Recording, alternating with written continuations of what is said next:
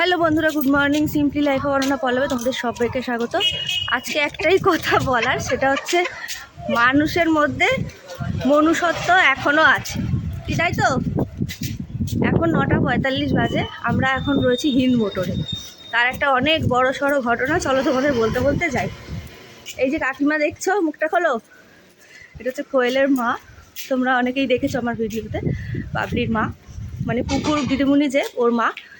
আজকে সকালবেলা মাসি বাড়ি থেকে আসার সময় এই যে ব্যাগটা, এটা এত বড় ব্যাগটা ফোন সমেত পড়ে গেছে, ওনার হাত থেকে পড়ে যাও, উনি বুঝতেও পারেননি। তারপর দৌড়ে আমার কাছে এসছেন যে ঘরে ফোন ব্যাগটা কোথাও রেখেছি, খুঁজে পাচ্ছি না, তুমি কল করো। এবার তার মধ্যে বাবলি আর বাবলির বাবা বাড়িতে নেই। কল করেছি, অন্য কেউ ফোনটা ধরেছে যথারীতি, কারণ উনি তো ফেলে এসছেন। তারপর উনি জানালেন যে উনি ব্যাগটা কোথাও ফেলেছেন। তো বাড়ির থেকে প্রায় একটা স্টেশন দূরে, যেহেতু আমরা উত্তরপাড়ায় থাকি, উনি অনেকক্ষণ ওয়েট করেছেন, করে সে চলে গেছে হিন্দ মোটর কাজে। উনি ওনার কাজে গেছেন, উনি কাজে যাচ্ছিলেন। তারপর তাকে কল করে আমরা সকালবেলা এইভাবে দুজনে দৌড়াতে দৌড়াতে গেছি হিন্দ মোটরে। হিন্দ মোটরের যে কারখানা, সেখানে দাদাটা রঙের কাজ করে ওখানে। আমি ভিডিও দেখালাম না, একটা বাজে দেখায়। তো সাথে সাথে উনি এসে এই যে ব্যাগটা আমাদের হাতে তুলে দিয়েছে।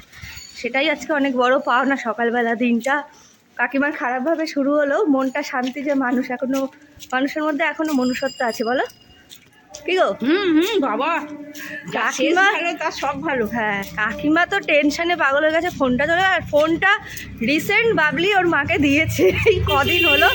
আগে ওই নাম্বার টেপা নোকিয়ার ফোন ছিল, এই কদিন হলো এই স্মার্টফোন দিয়েছে। বেচারি দেখতো। তো আমার কাছে সকালবেলায় ছুটে ছুটে এসছে, তাই আমরা সব কাজ ফেলে দৌড়ে আগে এসছি এখানে। মানে একটা স্টেশন আমরা কিন্তু পুরো হেঁটে হেঁটে এসছি, হ্যাঁ, ভেতর দিয়ে দিয়ে। তো চলো দেখতে থাকো।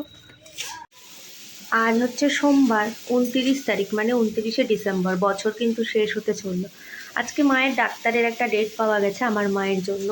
সেই শিয়ালদা বিআরসিংয়ে যাব, কিন্তু একটা সবচেয়ে ভালো জিনিস হচ্ছে আজকে মায়ের দুপুর 2টো নাগাদ ডাক্তার। কারণ এই একটা ভালো হলো, আজকে দুপুর 2টোয় ডাক্তার বলে কাকিমাকে আমি সকালবেলায় নিয়ে যেতে পারলাম, নইলে হয়তো আমি ডাক্তারখানায় চলে যেতাম।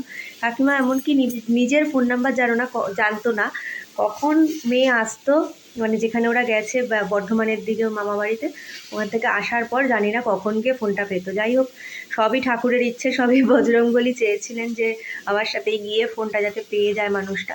দেখো আজকে কিন্তু পুরো মেঘলা হয়ে আছে। আর আমি বাড়িতে এসে ঝটপট করে কিছুটা পড়ে গেছিলাম, কিছুটা রান্নার দিকে বসিয়ে দিয়েছি।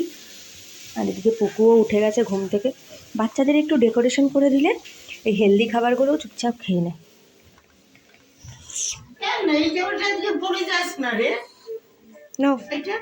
কি সুন্দর জামাটা, ওটা তুমি পরো।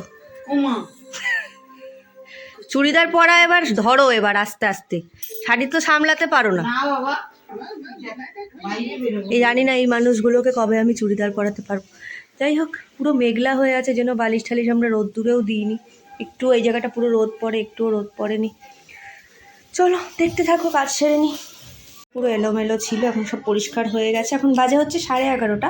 এখানে আছে গরম ভাত, একটুখানি কালকে ডাল ছিল, বাটি করে বসিয়ে দিয়েছি, এতেই গরম হয়ে যাবে।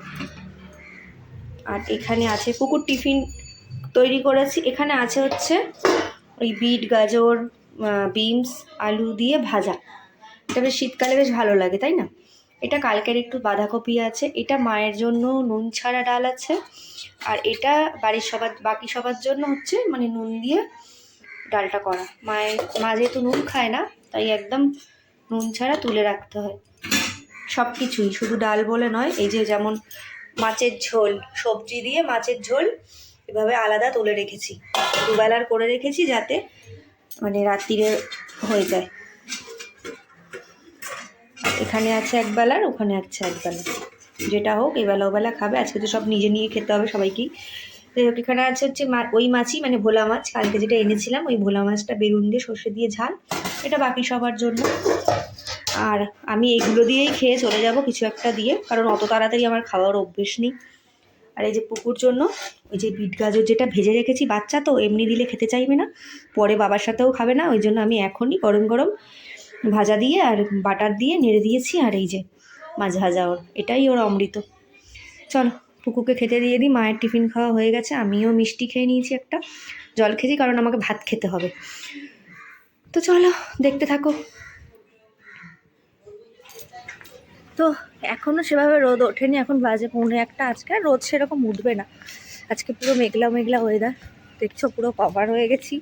এখন যাচ্ছি 1:45টার সময়। এখন যেহেতু শিয়ালদা লাইনে 1 ঘন্টা প্রায় পর পর ট্রেন থাকে, তো এখন যাচ্ছি উত্তরপাড়া স্টেশন। উত্তরপাড়া থেকে বালি যাব, বালি থেকে শিয়ালদার ট্রেন ধরবো। 1টা নাগাদ 1:20 নাগাদ একটা ট্রেন আছে, এখান দিয়ে একটাই আছে। দুপুরবেলা ট্রেনটা এমনিও কম থাকে।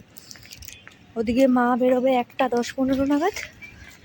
চলো একবারে গিয়ে দেখা হচ্ছে।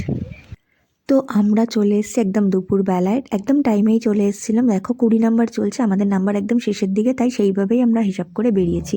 20 নাম্বার চলছে। অবশ্য ডাক্তার খুব তাড়াতাড়ি আমাদের দেখানো হয়, এখানে 4 জন ডাক্তার বসে।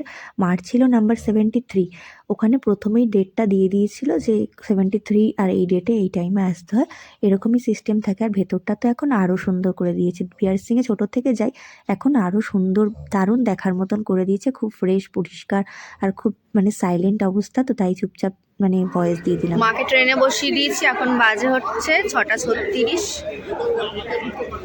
না 26, আর 28-এ ট্রেন। আর আমার 7টা নাগাদ ট্রেন আছে। তো মা ব্যারাকপুর লোকালে উঠে গেছে, লেডিসে বসিয়ে রেখেছি। 2 মিনিট পর ট্রেন ছাড়বে, তারপর আমি বাড়ি চলে যাব। মানুষের ওপর থেকে বিশ্বাসটা যখনই চলে যেতে শুরু করে, আবার কিছু ঘটনা ঘটলে মানুষের ওপর আবার কিন্তু বিশ্বাস জন্মাতে শুরু করে। যেমনটা আজকে সকালে হলো, ফোনটা নিয়ে দাদাটা যেভাবে ফোনটা ফেরত দিল। তো যাই হোক, আজকের ভিডিওটা কিন্তু এই অবধি ছিল। তোমাদের এই ছোট্ট একটা ব্লগ কেমন লাগলো অতি অবশ্যই জানিও। রাতের বিয়ারসিং হসপিটালটাও আলোয় আলোয় ভরে গেছে, ভীষণ ভালো লাগছিল। দিনের শুরুটা কিন্তু ভালোই হয়েছিল, মাকে ডাক্তারটা দেখিয়ে একটু নিশ্চিন্তও হলাম।